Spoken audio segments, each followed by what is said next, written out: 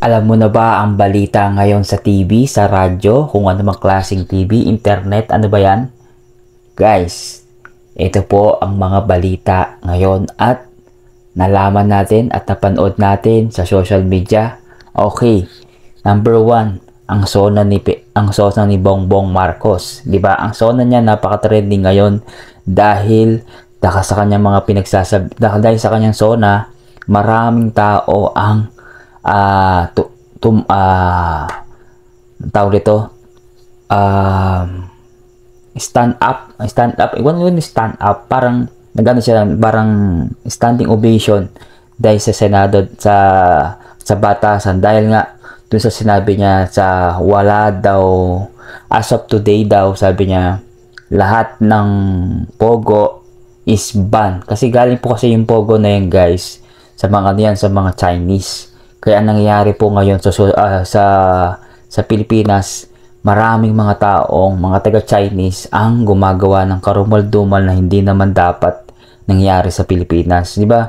Ang tanong natin, guys, ito, kailan titigil itong pogo na to? Kasi maraming mga tao ang naapektuhan dito, especially sa mga Pilipino, di ba?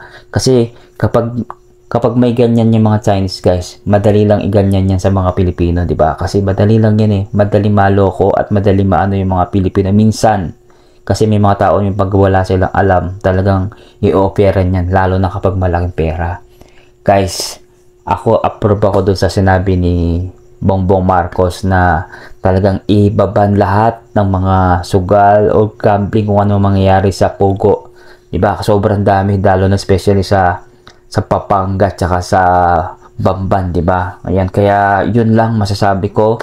At ang masasabi ko pa rin po, bilib na ako dun sa sinabi niya. At sing talagang standing ovation. Ewan ko lang kung makikita niyo po dito sa screen ko yung nangyari sa Senado, 'di ba? At siyempre, yung pinag-uusapan ngayon yung West Philippine Sea, 'di ba? Sabi nga niya, ang sabi niya imaginary, basta narrative ko yun, hindi siya imaginary, sabi niya kumbaga sa atin yung mismong West Philippine Sea, diba? Tama naman kasi sa atin naman talaga yun, pero siyempre kahit papaano galing pa rin sa atin yan, sa Pilipinas pa rin yan. Siyempre kahit papaano at paglaban natin yung sarili sa atin, diba?